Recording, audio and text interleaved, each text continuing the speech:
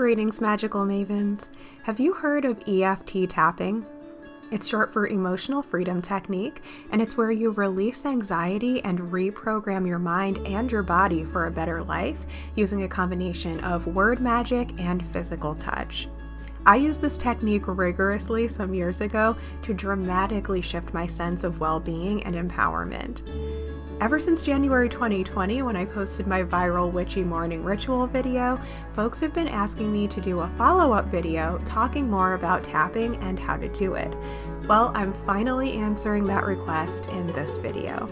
So actually, I recorded this podcast with EFT specialist Evie Watts quite a while ago, back in 2021, and it has been available in the audio version of my podcast, Alchemy of Affluence Podcast, on any of the major podcasting streaming networks. But I actually, at the time, was experimenting with posting interview episodes to a separate YouTube channel, which I've since taken down to focus primarily on this channel.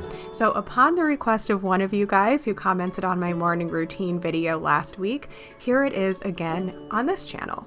At the time, Evie was a practicing EFT practitioner who was already starting to take clients, but she didn't yet have her certification, which you'll hear her say in the interview. Well, now she does have her certification and tons of experience, and she's already helped change the lives of many clients. She's honed her craft, and she is absolutely amazing at what she does. So I do highly recommend that you check out her links below if there's any blockages in your life that you really feel like you're ready to clear and move on from. This video will also be of interest to you if you've been curious about human design, because we're chatting a lot about that in this video as well. And be sure to stay tuned to the end, where Evie is actually walking us through exactly how to craft your own EFT tapping ritual to release traumas and hang-ups so you can live as your truest empowered self. So without further ado, let's learn about EFT tapping with Evie.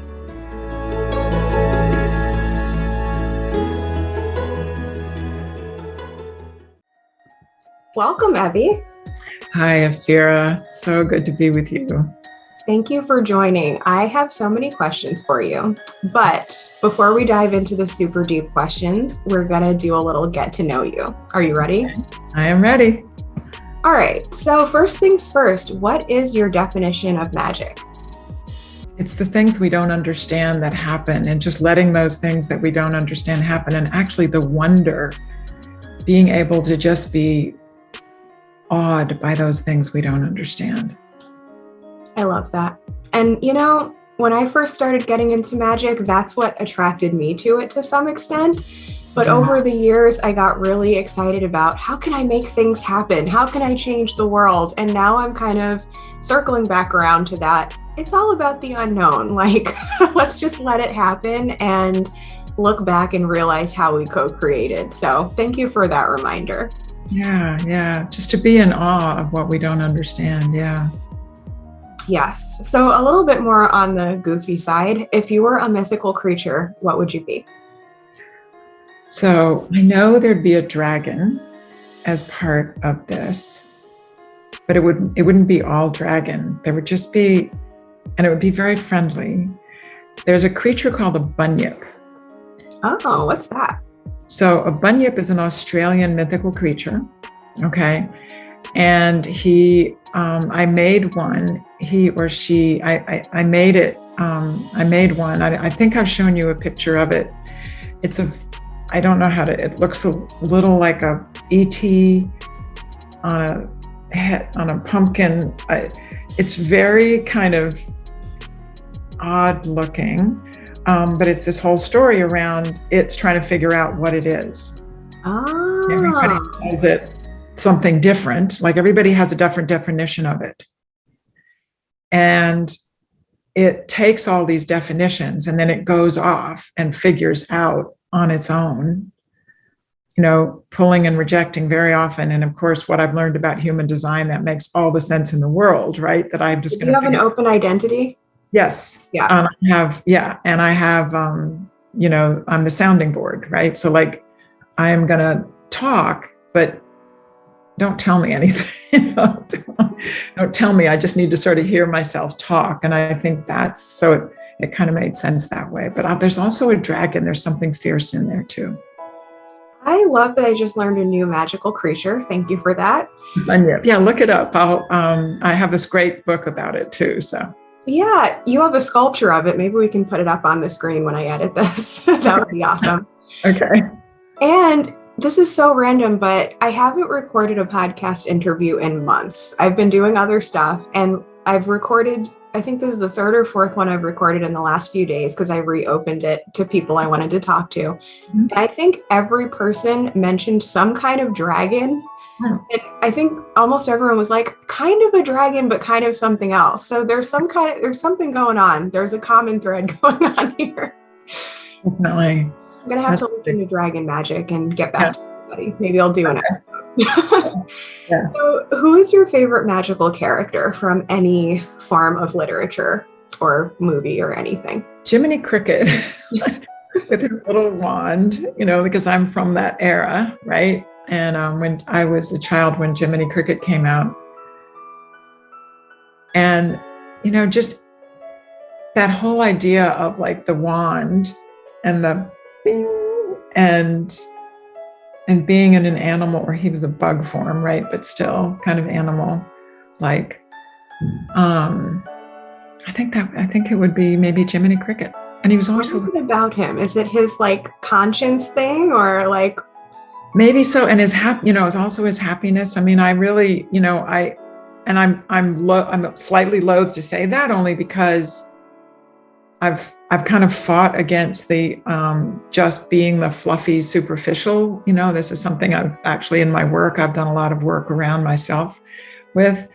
But there is it's more really joy than the difference between joy and happiness. And I really am sort of circling back around to finding the joy in my life. Mm-hmm. So yeah, there's just something light. There's something really light in the heart. But it's from the heart and not just from the head. Does that make sense? Like, there's something very meaningful in the joy and in the happiness, and not just positive. Yeah, because the thing about Jiminy Cricket is he gives good, solid advice. He's not, sugarcoating it, but he still has that sort of like, well, we're going to have to make the best of this. And his advice was very often not easy to hear. Mm-hmm. And that's my work. Projector. I bet Jiminy Cricket is a projector. Right. Because so often what I'm saying to my clients is it's really not easy to hear, so yeah, it makes sense. I didn't think about that, but yeah. Yeah, I like that. Jiminy Cricket. Now I feel like I need to rewatch Pinocchio. Right, exactly, right. So are you a morning person or a night owl? Morning, absolutely. Yep. Is that when your creative juices kick in? Yes. Yeah, definitely more in the morning. And, there's a point in the afternoon also that I can do it, that I can be so in the flow that I can work through to, 2 or 3, but I have to be in that flow. But really, it's really, and it's not morning, like early morning is more of a meditative, very introspective, very sort of pulling myself together kind of thing. But the creativity is more like sort of 10 to 2. Interesting. Yeah. That's so funny because like I am exactly the opposite. Like I can do spiritual stuff in the morning, like just for me. And I can be creative in that space. Like if I'm writing a journal entry, for example, there can be lots of creative nuggets that can turn into another piece of content. But when I'm actually sitting down with the intention of like creating something, I really can't do it until at least maybe 11 a.m., but probably 1:30. So yeah, the morning person versus night person is, I've started asking this question because I did some research and found out that there's like an actual chemical, like biological reason for it, why like some people get a shot of creativity in the morning and some people get it in the evening or afternoon.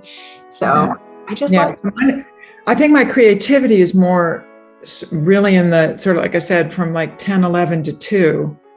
And then in the later, I just have to be doing things that I'm filling out forms or, things that I just need to that I don't need to think a lot about, that I need to get done, or I just know so well that I can just do them, Yeah. Makes Like sense. that busy work that like your brain doesn't really have to be on. Yeah. I mean, I can even do really good sessions in the afternoon with people, but that's because I know this work and I'm good at it, but I can't like create something out of nothing. Yeah. Right. It's the something out of nothing that needs to come in during those times. Yeah. Interesting. Yeah. So, what is your potion of choice? And by potion, I mean drink. Oh, so I really like slightly bitter, slightly sweet. The combination, like I love a really good mocktail. There's this bar in town called, I don't drink alcohol because of, my vertigo. And so there's this bar, which has been really frustrating because I don't like soda. I really don't like soda. So all day long I drink, lemon water. But if I really really want to set out, I really love like bittery, just a little bit sweet drinks. And they'll have like rosemary or pine, like lavender or pine or, things like that in them. So, yeah. Now I want to drink with rosemary or pine in it. Juniper. That's right. She has juniper berries in this drink. I'm trying to think of the drinks that I really like at this bar called Kingfisher in Durham. So, yeah. Mocktail. Yeah. So I know this is a hard question for some people, but do you have a favorite book? Oof. I know there's always so many. So funny. I can think way back in high school, I read this book called something Bridge on the River Po or something like that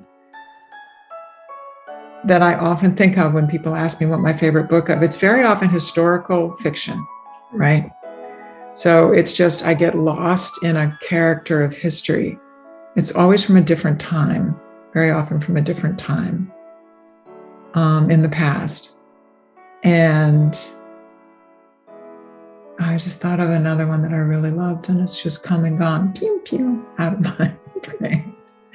But I've also, I read so many self-help stuff and everything. So, yeah. What is it about the historical aspect that gets you excited?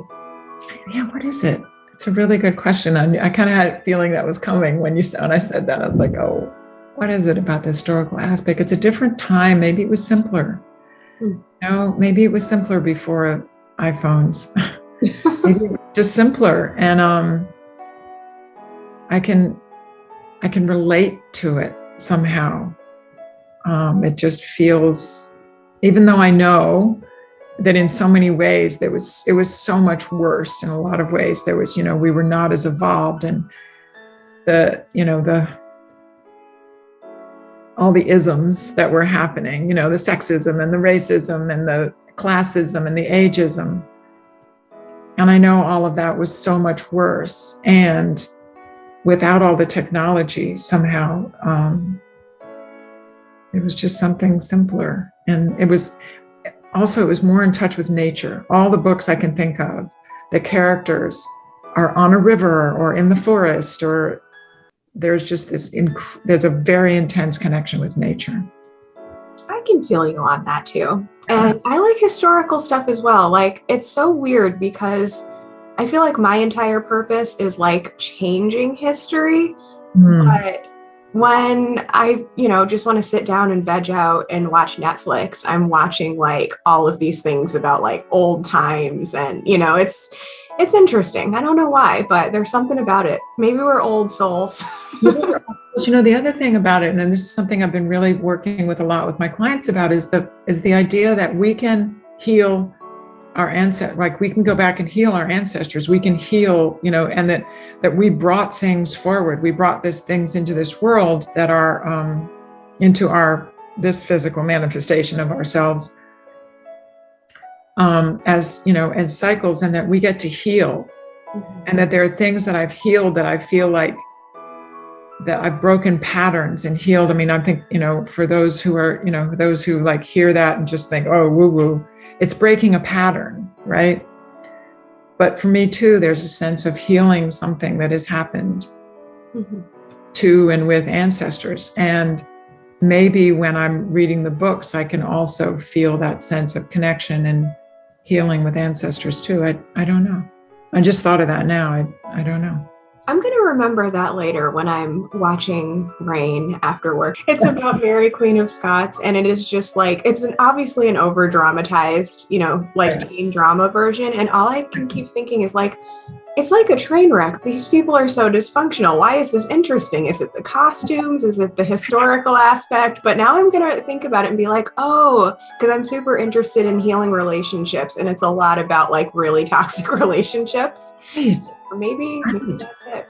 So maybe that's it. I get so frustrated sometimes when I'm listening to these things and just thinking how unfairly, all these different groups of people have been treated, and then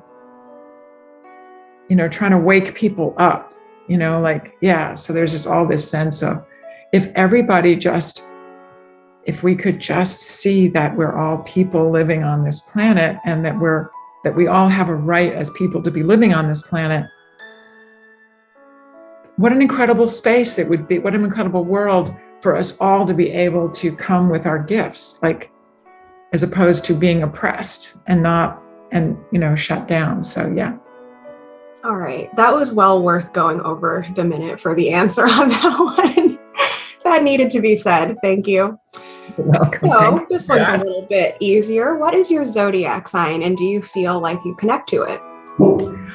Sagittarius, and I have no idea really. And it's really interesting because you have actually been the one that has gotten me really hooked in and gone down deeply into the rabbit hole of human design, which I know is also attached to the planets and all that. And I know that I hear, talking about the different zodiac signs in human design. I kind of hear, Capricorn and I've heard those things said, but when I've heard things about a Sagittarian, and I hear explorer, and I think enthusiastic, and a trailblazer. Yes, trailblazer, scholarly, like philosophical. And I definitely relate to all of that. I know I am a trailblazer, and I definitely am philosophical. I mean, I'm always thinking about my purpose and why am I here and why is anybody here, and blah blah blah. And yeah, so I guess I do in a way. Yeah. Yeah. With that being said, like, you have a whole chart. Most people don't just resonate with their sun sign. So if you ever need another rabbit hole to go down, I will definitely reach out that way too. I have to say, I feel like I've got so much more to do on this human design.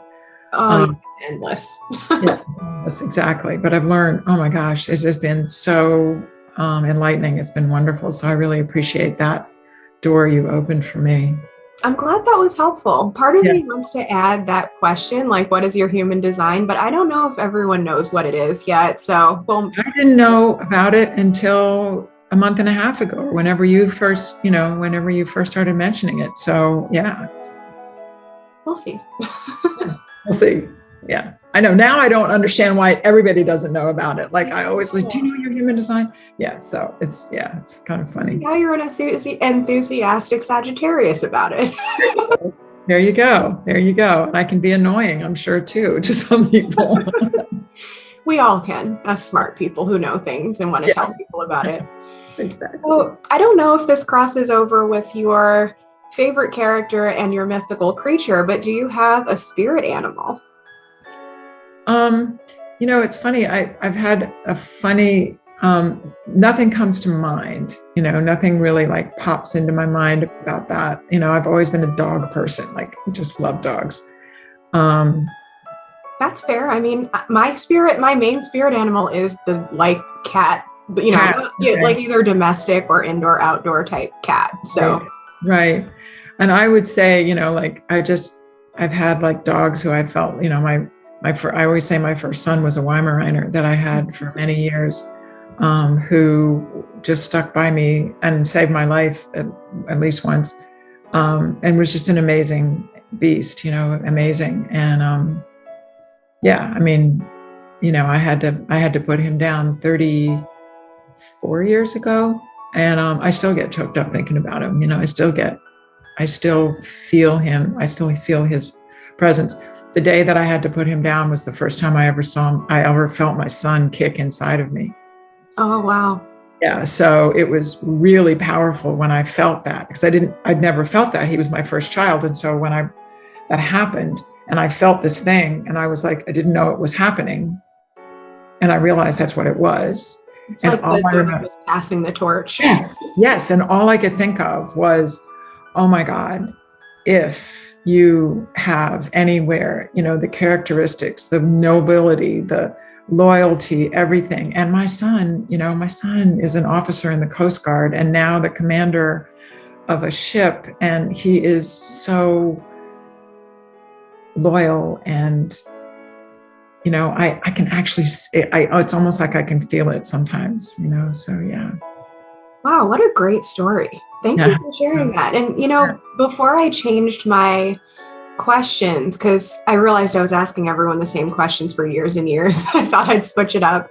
But before I used to ask, do you have an animal familiar or a spirit, like an animal spirit guide? And your story almost makes me think more of like what we call in the witchy community an animal familiar. It's like an actual individual that you were really spiritually connected with, and maybe they're still around or maybe they've passed on, but like it's instead of it being the overarching like, oh, the lion is my spirit animal, it's like, oh, this dog was my familiar kind of thing. Right. Yeah. I think Blue was I still feel him a lot. Like I feel just what he meant to me and what he did for, like everything. So, yeah. I have a cat I had a cat that I felt that way about. So I'm totally with you. You get it. Yeah, you get it. A lot of us do. A lot of our fur babies, are, anyway. Yeah. All right. 2 more questions. Okay. The first one is, are you an introvert, an extrovert, or something in between? Yeah, I'm definitely an ambivert. I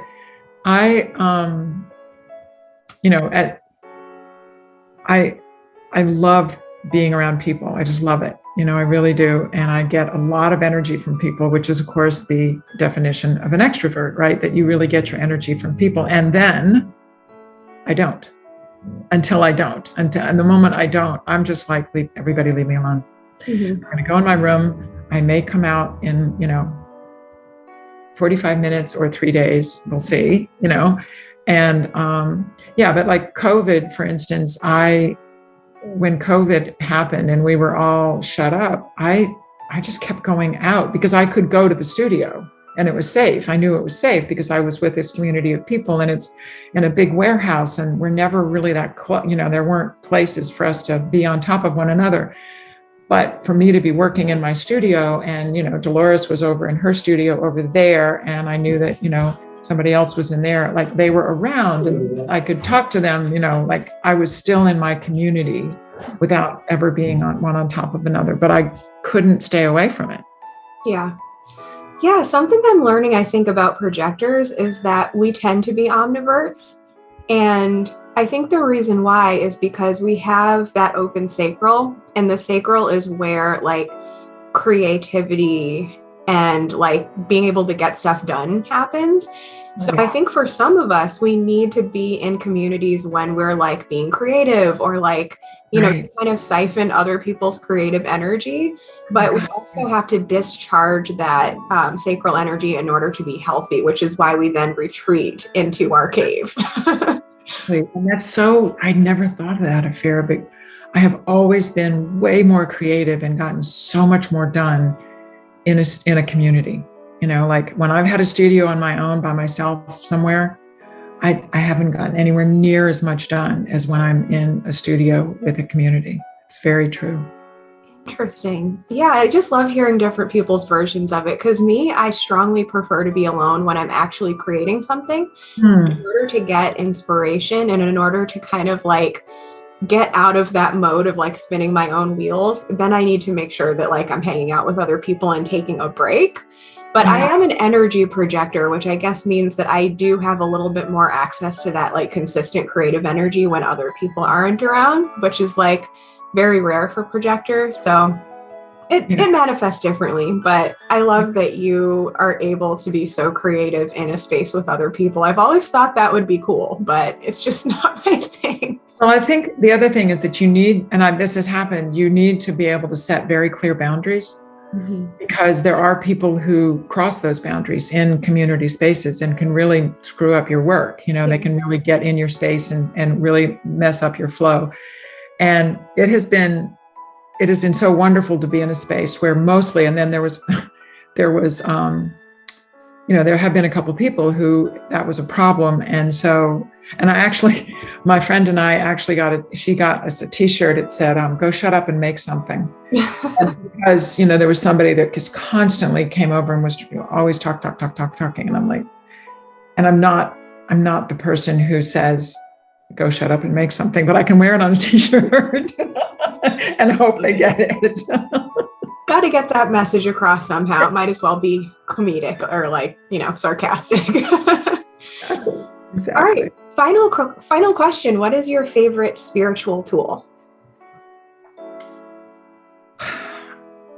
I think it would have to be a candle. Is that a spiritual tool? I mean, anything could be. Yeah, I light, and it's two things. It is the beginning and the end of my meditation or morning spiritual practice, which is lighting a candle, and then at the end of it, burning sage and incense. So it would probably be, but it's burning. It involves fire in the beginning and the end, and it's sort of it signals the beginning and it signals the end of my time in my room to do that. So yeah.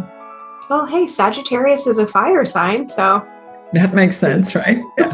And sometimes we learn things like that when we think about our predominant elements, and then we think about how we spend our time. For me, my favorite tool is journaling, and the concept of the spoken word and writing and communication is ruled over by the air element, and I'm an air sign, so yes, I love hearing about that stuff. And that's really interesting too. The other, for me, that's really cool that you're clarifying this. The other, I think the spiritual tool for me is movement. Right? Because as a yoga teacher and as a tapper, the idea of movement and moving things through the body, those are all very spiritual practices for me. Yeah.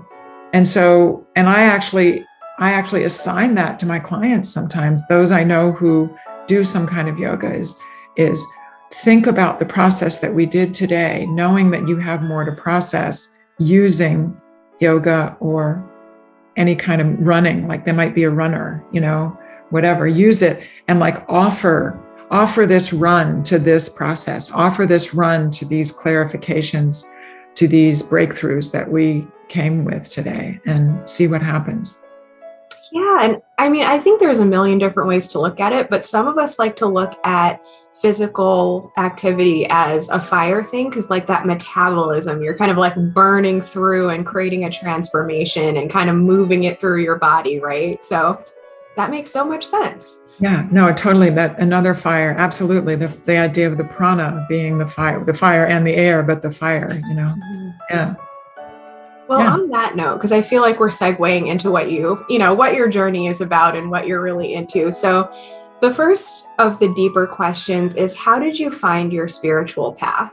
Have you always been spiritual, or do you feel like you had a really noticeable awakening at some point, or what has your journey been like there? Well, it's funny. I have felt spiritual, but I realized this, and this came up in another time that I was talking to somebody.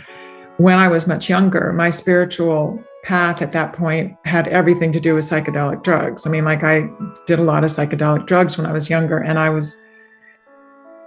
I thought I was very mystical at that point, and I thought I was in touch with all these things. And then it just became total recreation. And then I fell off the path. But now, what really opened me up, reawakened me to what I realize now is a truly spiritual path, was my Meniere's disease. Because I went through, years and years of doctors who gave me all kinds of medications and did all kinds of things that didn't work, made me worse. And it wasn't until I found an energy healer that I started getting better. And then at that point, really tapping into, literally and figuratively, that the fact that my body knows my wellness, that my wellness is within my body. And it is a matter of my letting go and allowing and receiving that wellness, knowing it within me. And as I started doing more and more spiritual work, tapping, energy work, and then doing a lot more meditation. I did a 30-day meditation retreat up in Vermont, which was an incredible experience. Yeah, and my Meniere's led me to that. And so I've always been grateful that I got so sick, basically, Yeah. It's so interesting how sometimes blessings come in like the worst packages, it seems like. Yeah. Like I was actually, and I feel like that's a fire thing too, honestly, like that, because the way that I work in my practice with elements is I think of fire as being like that energy that creates motivation. And a lot of time that comes through contrast, like stark contrast between what you want and what you're experiencing. And then it's kind of an interesting journey to go from like, oh, I'm a victim, I'm angry about this, and then you kind of, hopefully we kind of eventually go into this place of like, I'm going to use this as an opportunity for growth. And that to me is always super inspiring. And I'm also curious because I know that now you're like, since I've met you and I've known you for about a year, I feel like I've seen you go through like more levels of spiritual awakening. So I'm curious, have you had any difficulty with like communication with the people in your life over the years as you've gone through these dramatic changes? Or have you had really supportive people? I have definitely had issues, like especially, with my kids, some who think I've gone a little off the deep end every once in a while. And, some friends, there's some friends I've just lost, that I've just, we have conversations anymore and I can see their eyes glaze over and it's like, okay. And then quite a few that I have found in this process, like you and, and others that in this process, because we're speaking the same language, right? But yeah, I've definitely lost a few friends and my family of origin. I completely lost them. Like I lost my mother, unfortunately, because my mother has dementia. My father died, but if I'd ever talked to him about any of this, he would have been like, oh my goodness, she's completely lost it now.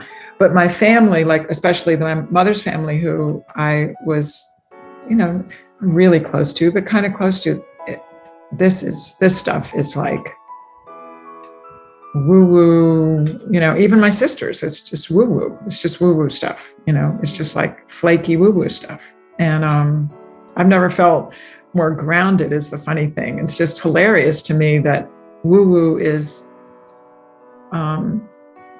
likened to being flaky and, misty and airy, and yet it is so incredibly grounding, Yeah. It's ironic when like we find ourselves and then the people or places or things or systems in our lives that we thought were stable, we're like, oh wait, that's not what was stable for me. Like I had to go within to find that. Some of it was so fake. Or it was based on, wasn't based on anything solid. Some of it just wasn't based on anything solid. It was just based on, I don't know what it was based on. It's based on blood, I guess, because it's family, but patterns. Yeah. That's what I think of it as, Patterns. Like maybe at some point an ancestor made a decision because at the time it made sense, but then it just kind of turns into this game of telephone and it's like, wait, why are we doing this? Like I've seen that in my family and I've had to kind of break through a lot of those barriers as well. Yeah. That makes so much sense. But yeah, I've definitely, my family, like I said, my family of origin. My kids are watching carefully, I can tell, and that's okay, because I know they love me. We have so much love and respect for one another. I know that. But I can also tell sometimes they're like, okay, Mom. Okay. And that's okay, like as long as they love us and we love them, we don't have to have the same beliefs. And like even the group that we're a part of, which like we all want to say like we're like-minded women and we have similar goals, but that's kind of said in a manner of speaking, like everyone has totally different backgrounds, somewhat of like different values, different beliefs, and even like pretty different goals. But what's really cool is when people can have those differences and still connect on a soul level. And that's what I think is just, that in and of itself is magic, like that connection. That connection is, as we've talked about so many times, has been very magical to me, because there is pieces of it that, it should have fallen apart at some times, for all kinds of reasons, and it hasn't, and it won't. And I know this in my soul in a way that I know very little. There's very little that I know that, just because I do, so. Yeah. So when did you decide it was time to take your spiritual path to an entrepreneurial place? When my job was killing me, literally killing me. I've been an artist and a carpenter and an artist for my whole life, right? And my job was killing me, and partly because of the toxic environment. And I don't mean toxic. I mean, I love the people I work with. I mean, the metal dust and the fumes and the silica dust and all of that was literally killing me. And because of the pushing, one of the things I've learned about being a projector, is that I need to rest a lot. And I've lived my whole life as a generator, right? Or a manifestor. I mean, she described it, and I had a reading with, Ardelia, which was so incredibly profound. I highly recommend it for anybody who's going to be doing human design. But she described it as a car, like a generator can get in a car and they drive the car, and when the gas tank's empty, they stop. But a projector gets in a car and they drive the car, and when the gas tank's empty, they look around, they go, oh, you've got a little gas. Can I take some of yours, please? And you've got some gas. Like, this is a projector living their life like I've lived my life very often, and how it is so important, because we have all these ideas and we're just like, we've got so much wisdom to share and all those things that we want to share. And it is, I have been burning fuel that I don't have for like my whole life. I've been working 10 and 12 hour day and pushing myself so hard physically, and thinking that was the right thing to do, thinking that made me a, good, honest, hardworking person, and that I was, making an honest living and everything. And when I realized it was killing me, and then of course I found out about EFT, and then suddenly I realized, wait a minute, I relate to this. Like, I think I can do this. And then when I started doing it, and the breakthroughs and the breakdowns in my sessions have been phenomenal. And I don't, I'm not even fully certified yet, right? But they've just been amazing. They've been amazing, and inspirational to me, watching people go through these breakthroughs that we do together, and the way that people show up. And it's been amazing. Mm-hmm.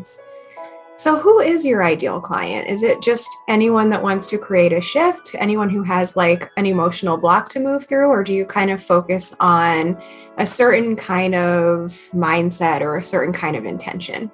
That's such a good question. And it's something that, anybody that I'm working with in marketing says that I need to do, right? You need to get your ideal client. My ideal client is a motivated person, somebody motivated who is struggling with procrastination and self-sabotage, and just constantly feeling like they get in their way. And I can help them move through that and see what it is that is actually getting in their way, which is always themselves. And what are the stories, and what is the cost? What is the cost of abiding by those stories? What is the cost of believing in those stories? And I know that, yes, it would be great if I could say women who, want to market themselves better, but I haven't been able. I don't want to leave out men, and I don't want to leave out people that don't necessarily want to be entrepreneurs, but they just want to be they want to be better at their jobs, or better, whether that's at home as mothers or at, in a workplace, either way. I think really anybody who is really bumping up against themselves and just doesn't understand why they keep getting in their own way. Yeah. And I mean, honestly, I have been on both sides of the who is your ideal client, spectrum, where when I first started, I just wanted, kind of like you were saying, I wanted to help people kind of get out of their own way. And my way of doing that was attracting people who were interested in journaling and were attracted to witchcraft and spirituality. And then I kind of got wrapped up in trying to get a better business strategy. And I completely tried to niche down and be like, women between the ages of 18 and 40 and who have a business or think they might want a creative business, who are struggling with X, Y, and Z. And even though that did help me to really connect with some people who that was their story, I also realized that it was so limiting, So I got a lot of experience from working with people. And so now I have, more confidence on how I can help people. But I've also realized that people who want to get out of their own way, use their intuition, enjoy journaling and magic, are not necessarily going to fit into that box that I was fitting myself into, as well as fitting my clients into at the time. So I mean, why close it off when you're specific enough with the fact that you want people who are motivated to get out of their own way? Yeah. That's everybody, that's narrowed down enough. A lot of people don't know that they're in their own way and they're not motivated to make a change. And I think in order to be into anything that involves shadow work and, tapping included, you have to already have that motivation. Yeah, it's true. Yeah. And so thank you for that, because that has definitely been something that I've been struggling with. Oh my God, how do I do this? Who's my idea? Because I hear this all the time. You've got to figure out your ideal client. And it's just been really tough for me to feel like I'm leaving all these people out that I've just helped. They wouldn't have fit in that box, but I just helped them. And it was incredible, so yeah. Yeah. And I think it might be part of being a projector too, where people just see us doing something awesome and they want an invitation to join, and they can be in all different places and they're inspired by us for different reasons, so it makes sense. But on that note, can you, because I know I've talked about it before, but I'm not as much of, an expert at it, and I've never done, I don't even think I've done a full episode on it, but what is EFT for those who are what are you guys talking about? Thank you so much for asking that, because what is EFT? It stands for Emotional Freedom Technique.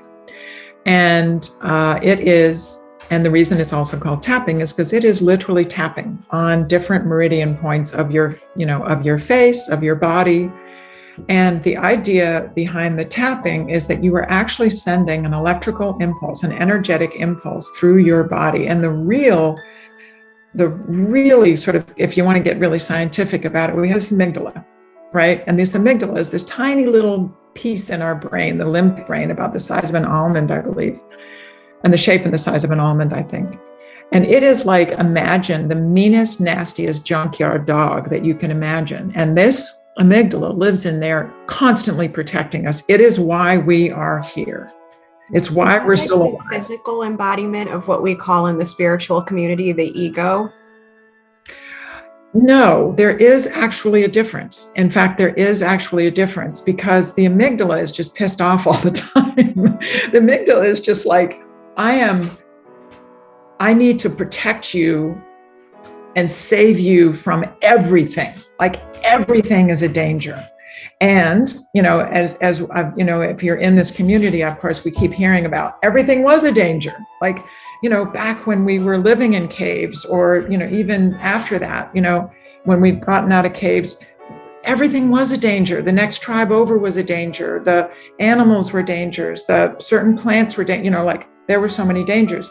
So it was very important that this amygdala was constantly watching because there were so many dangers. Well, now, of course, there aren't that many dangers, and this amygdala gets fired off. And what tapping does is it actually calms down the amygdala, because the amygdala is actually connected perfectly with our sympathetic nervous system, our fight or flight nervous system. So which means that when the phone rings and we see it's our mother or something, immediately amygdala shoots in. But it was also half an hour before that, we heard a siren go down the street, or a ball drop, a dog bark. There's so many things that will happen that will fire off that amygdala. Our amygdala gets fired off 73 times a day. And so that we're all living in this thing. When we tap, we actually calm the amygdala down by actually engaging the parasympathetic nervous system and allowing our prefrontal cortex to come back into the picture, come back to the party. Because before that, when we are in that fight or flight, the blood is draining out of our brain because it's going to our limbs, it's going to all the parts of their body that enables us to either fight or flee, right? And so those parts of the body are arms and legs and run like hell, but doing that, it runs out of our brain. Think of the number of times when you get triggered by something and it's like your mind goes blank. Well, yeah, it actually does go blank because all the blood and the oxygen just drained out of it. All no, but a lot of the blood, and so that you really can't think. You're not supposed to sit and go, I wonder what the best way to deal with this is when this tiger is about to eat you, or the car is about to run you over. Like, there are still times when you need to run away. So is that the difference then between like the ego and the amygdala? Like the ego sits there and it gets more in its head about stuff, right? Yes. Okay. Yeah. Yes. And that's, that's a really good question. And I don't think I am, it's something that I'm still working out, like where that ego is, because there's a lot of people, there's different people that I listen to that really make sense, that say, oh, our ego is actually really important. And we need to not just dismiss our ego, like all that, the meditators will say, the ego is evil. No, the ego is kind of what sets us apart from me, from you. That's like, at the same time, when we allow the ego to think that it's the most important, then we actually get attached to the identity of the ego. And like I was a sculptor, I was a welder, right? I got so attached to that identity of being this badass welder that it took me quite a while, longer than it needed to let go of my studio as I am now, because I was so attached to the identity. Yeah. The being the badass welder, which is something I shared with everybody. I was attached to that. That's my ego. When I get attached to something, that's my ego. Expectations, limiting beliefs, identities, that's the ego.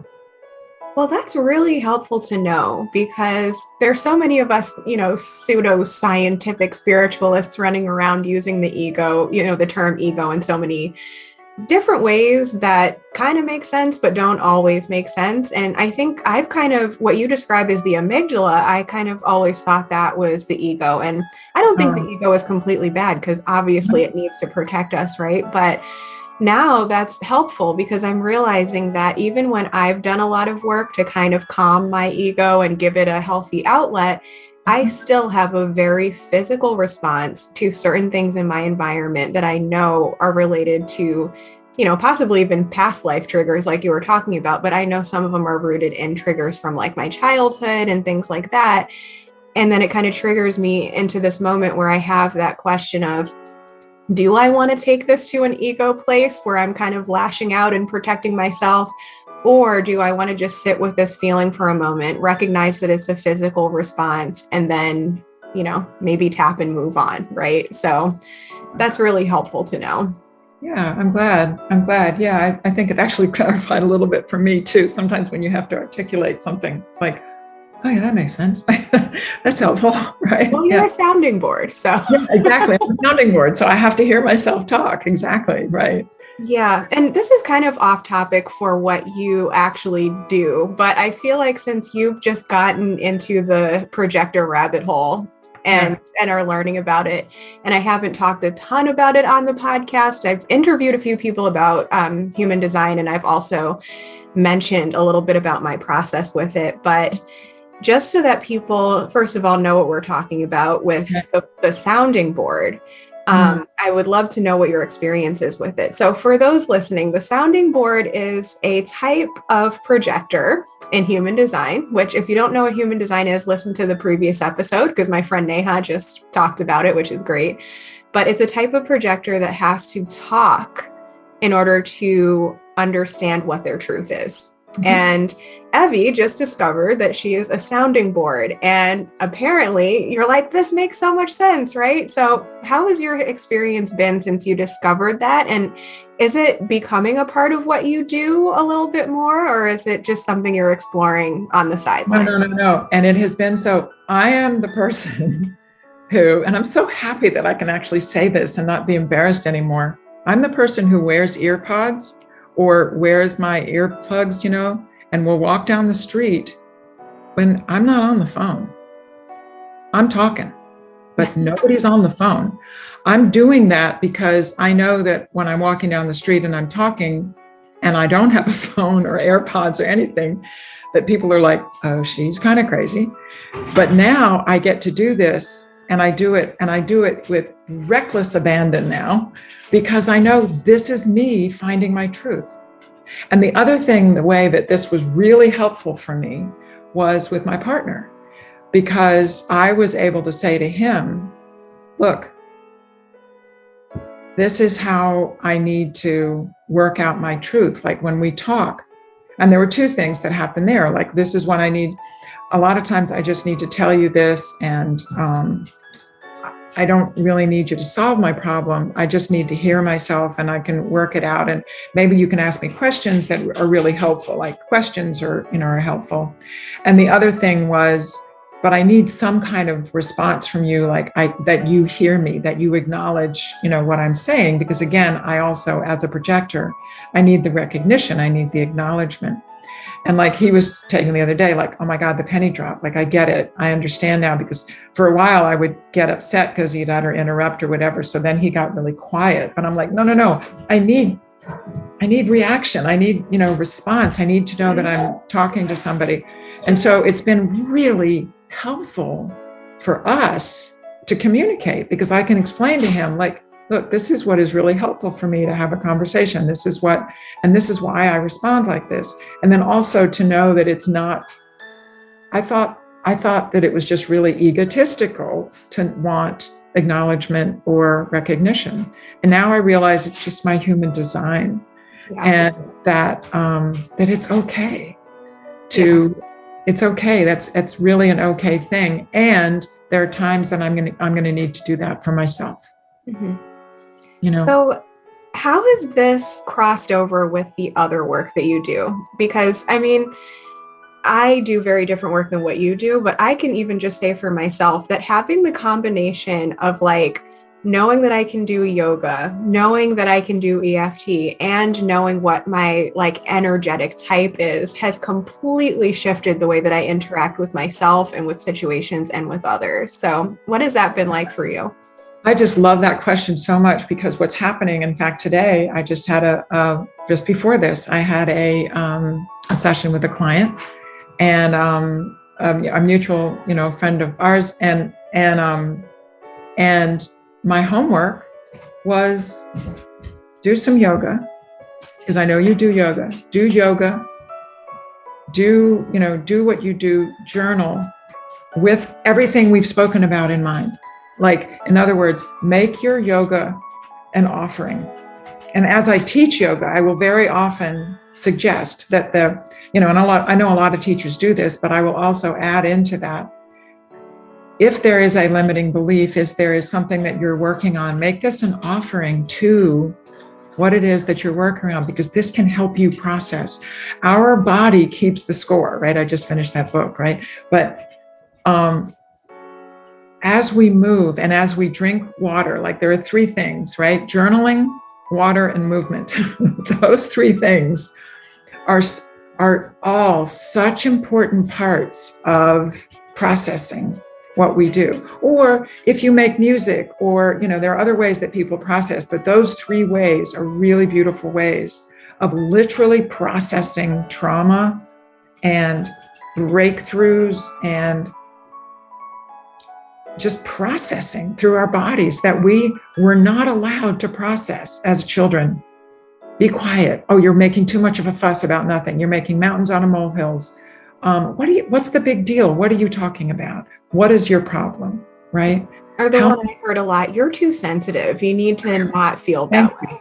You're too sensitive. That's too much. It's too much. And so all of those things that we heard as children, when we were emoting, we were processing, and that process was shut down.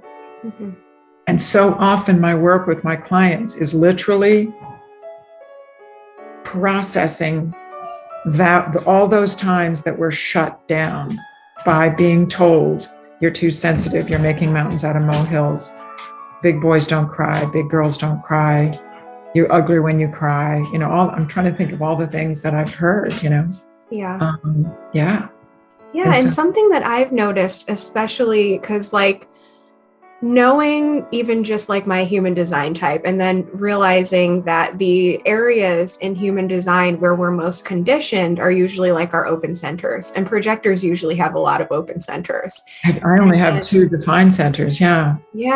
And so it's kind of cool to first of all know okay, this is a trigger, and kind of like you were saying earlier, when your body has a response, you have that ability to know this is a trigger. Then you can understand, and now I know why it's a trigger. And then you can say, and now I know what to do about it. And then you kind of tap out the trigger, right? Tap out. And that's the thing is when we're tapping, I've talked to a lot of people, tapping doesn't work. And I'll always ask them, so talk to me about your tapping experience. It's always the same. Oh, well, they told me, that I tap and I say, I'm actually really beautiful. I'm actually really capable. And I'm like, yeah, that won't work. That certainly doesn't work. No. Tapping is shadow work. Yeah. Tapping is, I don't believe in myself. Tapping is, I remember the time when, my dad, told me that I wasn't worth anything and that I was just a mistake, or my mom says you'll never amount to anything, or, my sister, whatever. And you actually are working through really serious traumas and it can go really serious. I mean, this is PTSD. This is sexual abuse. This is really violent, and it can work with really traumatic things that we hold in our bodies. We hold these traumas in our bodies if they weren't dealt with really well at the time. And there are very few people who know how to deal with traumas very well at the time. Mm-hmm. Just not taught how to do that. Well, now it is, because you're teaching it. Yes, I am definitely teaching it. And having just inspiring breakthroughs, breakdowns and breakthroughs. It's been amazing. It's been such an incredible honor to do this work. It's been incredible. Yeah. Yeah, I totally agree. And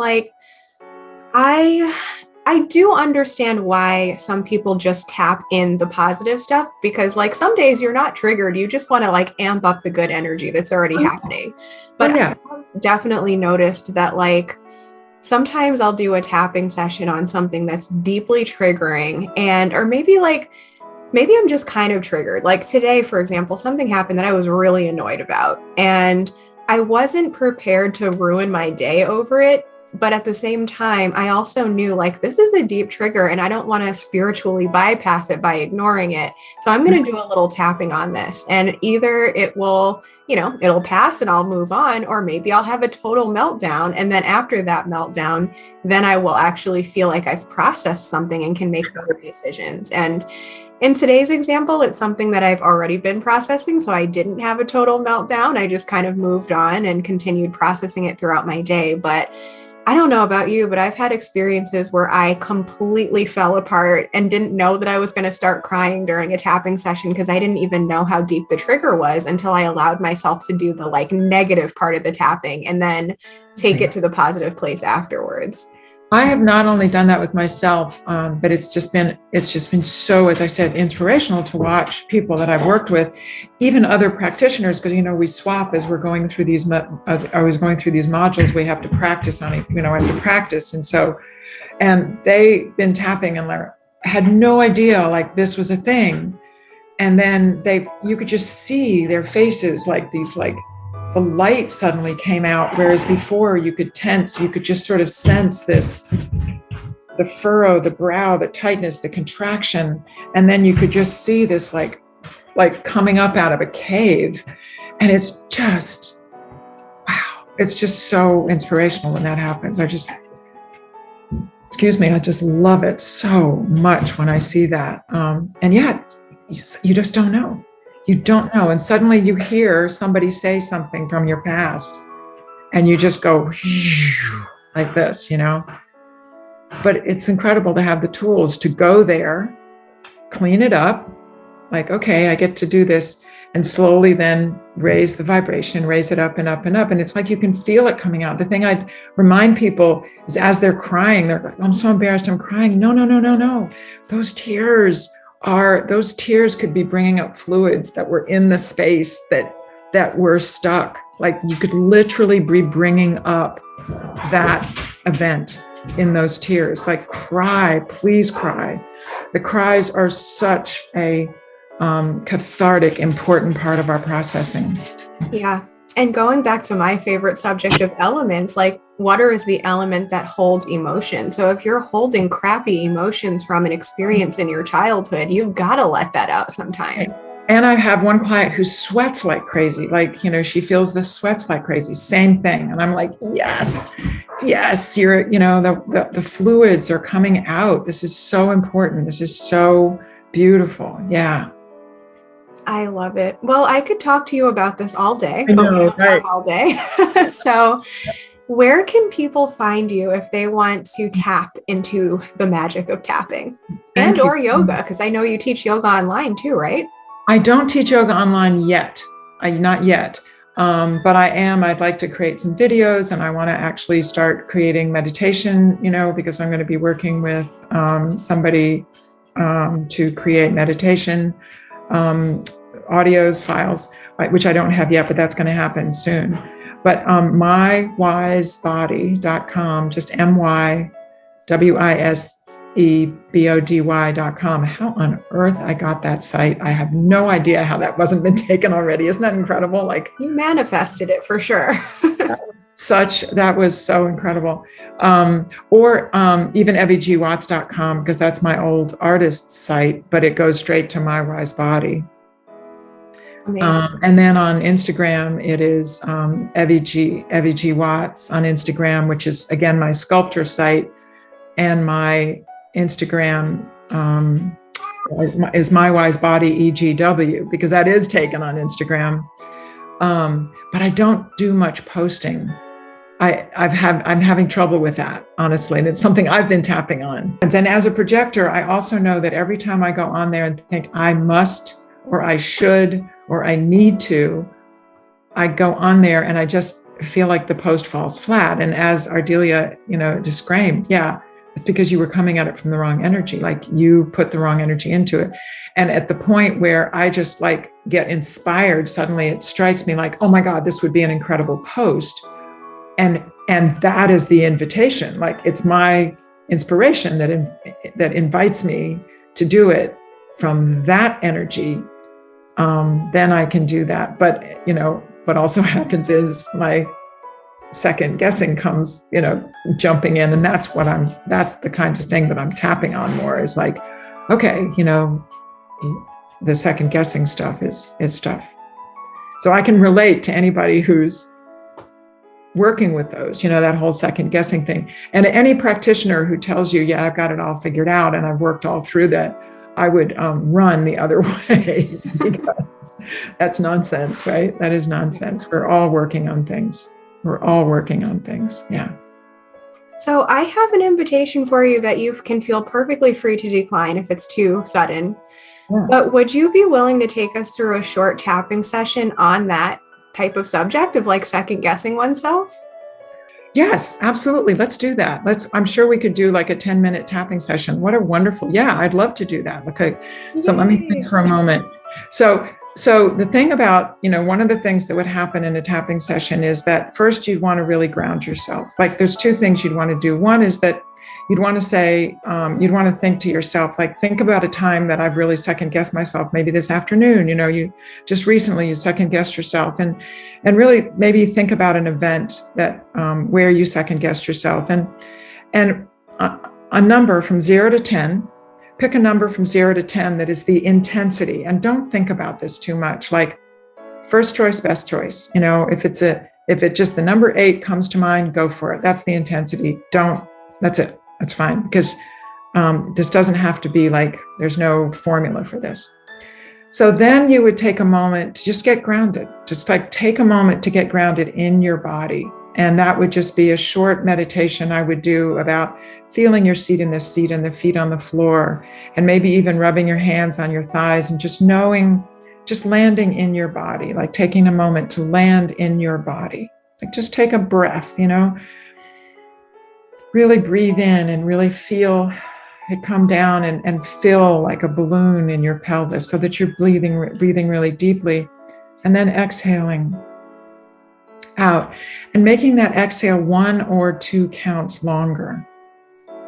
And in that 1 or 2 counts longer, you're letting your body know, you're engaging that parasympathetic nervous system and letting your body know that it's safe. Okay. And now, once we're grounded, then take a moment to think about an instance recently that you second guessed yourself. You had an idea, you had an inspiration, and then you immediately second guessed yourself. And think about that instance again. And the reason I ask for the number before that is because very often the meditation will calm you down and that number might go down, but you really want that initial intensity of that. And there's a couple different ways to tell the difference, right? Yeah, exactly. So you really want to be able to tell the difference. So we can start right on the side of our hands, right here is a karate chop point. It's called the karate chop point. And there are different schools of thought about this, but we'll go through one of these and say, even though I get so upset because I second guess myself, I tend to second guess myself. At this moment right here, right now, and we can either say, I love and accept myself, or if you can't say, I love and accept myself, I'm safe right here, right now. Or if that doesn't feel right, how about I am making a choice right now to see if I can feel differently about this. So anywhere along the line of that, okay? And we're going to do that 3 times, okay? Well, even though I get really upset because I second guessed myself and I think maybe I had a great inspiration, right here, right now, I'm safe. And then we're going to start either in the eyebrow point, or the top of the head. We can start right at the top of the head and we're going to say, oh my God, I really second guessed myself. Really get into it. Get into the feeling of second guessing yourself. And then at the eyebrow point, and this is like right where the eyebrows meet, not meet, but unless you have a unibrow, then that's what they meet. But it's just at the sort of at the edge of the eyebrows. And you'll say, and maybe you'll say, this is where I feel it in my body. Like I feel that second guessing, like it's caught in my throat, like it's a feeling in my throat. And on the side of the eyes, like right on the side of the eyes where the bone just where the bone meets the eyeball. I can feel that feeling in my throat or wherever it is in my body, and it looks like this and it feels like this. And then under the eyes, just again where the bony part protrudes kind of the most. And we'll tap and we'll say, it drives me crazy that I second guess myself. I second guess myself. And tell the truth. And then under the nose, in that little thing between the nose and the top lip, I second guess myself. And I really get in my way when I do this. And under the lips, I hate it that I second guess myself. I second guess myself. I have this inspiration and I second guess myself. And then the collarbone. And that's like the collarbone comes down and there's this kind of lump that goes down underneath and you want to go right under there. I second guess myself and I really get in my way. I know that I get in my way. And then under my arm, where for women, where a bra strap would go across, and for men, just sort of across, sort of under the armpit, I second guess myself. And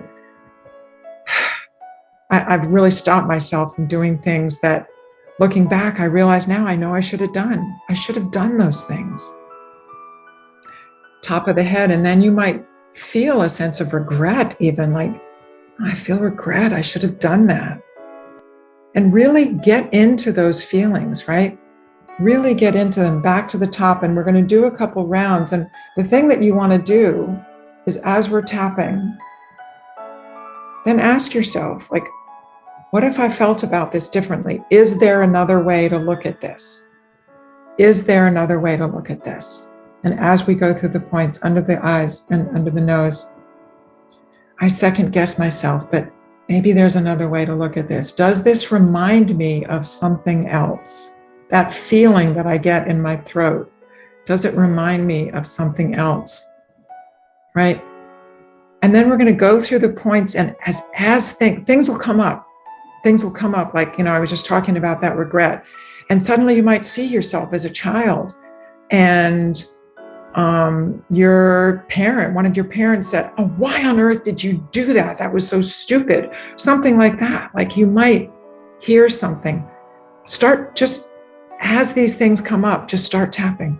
Just say them out loud and tap them and tap them. And as you are tapping these things that come up, you are loosening their grip on the amygdala. And you are allowing that prefrontal cortex to come to the party. And what you'll notice as you're doing this is that the intensity of the sensation, and if you check into the number, very often the intensity will go down and down. And then at the end, you'll just take a deep, deep breath, and you can even kind of put your hand on your heart and feel into, you maybe have found some compassion, a little bit of compassion for yourself, or even the person who came up that might have done something. There is also a spot right here called the sore spot. And if you really push your fingers into right under your collarbone across, there's this one place that'll go, ooh, that's a little tender. It's called the sore spot. And you can just rub on this too, as you're soothing yourself. It's a great way to soothe yourself. And just very calmly, just look at the compassion that was brought up for you, for the other person. See if any of those sensations went down. See if any of that intensity went down. And then just keep going around and around. I mean, you can tap for an hour, or you can tap for 5 minutes and bring things down. I know that, and that was really just trying to, I try to encapsulate way too much in a lot of that, because very often what you do is something called chasing the pain, where you really just focus on the sensation and you just go tap all around the sensation, or you just focus on the event, right? Or you might, it might be a title of a movie and you go around with that. There's so many ways of doing it. And that's why I highly recommend finding a practitioner. There's so many ways of doing that. I know that on the EFT Universe, you can just go on EFT Universe and look under, practitioners. Or, as I said, My Wise Body, I do this. And I know that that's part of, yes, I'm supposed to be marketing and I will, I believe in what I do so wholeheartedly. So yeah, so that's what I do, and that's what I love to do. And I have watched it time and time again become just watch people just open and just break open and become able to move on. And they are actually here. The fact that in the background, they've been telling themselves that they're worthless, that they don't amount to much, that they make too much of things, and all those things that we hear that we just stuff. So I know that was a lot, so, but I get very wrapped up in this. I get very passionate about this. So yeah. No, I love it. And even in that sort of mock EFT session where we just kind of went through the motions, I did feel a shift around, because I did a tiny little bit of tapping earlier. I didn't have time to super get into it, but even just that little bit, I did feel a little bit of a shift. And yeah, it's amazing, because I know sometimes people are afraid, oh, if I focus on this emotion, I'm going to blow up or I'm going to freak out. And sometimes that's okay. And other times you have to realize you might not actually freak out. You might actually shift very quickly. You just have to be open to doing that. And I love that about you. You're like, don't be afraid of the shadow stuff, because that's where your gifts are. And that's also why I would recommend doing it with a practitioner, because they are going to be able to guide you very gently and in a very safe container. Whereas if you try to do it on yourself the first time, and just out of the blue, and you might go into something, but a practitioner will lead you through and guide you to take you to very safe places so that you can do it on yourself. I mean, the thing that I love about this tool is that it's not something that you just need to come to me for. Like, I'm empowering you. I am giving you a tool. And yes, please come back as you dig more and more, but I want to give you this tool. I really want to give you this tool, so that you can go forward, on so many levels. So that's, there, me. Well, I could talk to you forever, and thankfully we are in a group together where we can continue talking. Everybody else, though, if you guys really want to dive deeper into this, I highly recommend tapping. I think I did mention in a podcast episode last year, even before I met Evie and had her amazing inspiration as well, that I just literally made a list of things that triggered me, and I tapped on them. And I don't think I would be where I am in my life now, the things that are working for me now, even manifesting friends like you, Evie, if I hadn't started that. So if anyone is interested, go to My Wise Body and soak up some more of Evie's magic, because thank you so I am spoiled. I get to have it more often than other people. So. Right. Yeah, no. I'd love to work with the people, anybody listening who would love to move on, who would love to open their lives up and know that there's something. It's like so many of us are on the edge, why do I keep doing this? Why do I keep getting in my way? And I'd love to work with you. So, and I'm good at what I do. I'm very good at it. For sure. Yeah, thank you. Well, thank you, Evie. This has been awesome. Afira, this has been amazing. Thank you so much. Yeah, I again, because I'm a sounding board, I learned a lot today. So that's really wonderful. I really appreciate the opportunity to hear myself talk. Yes. I always learn so much from these two, which is part of why I do it.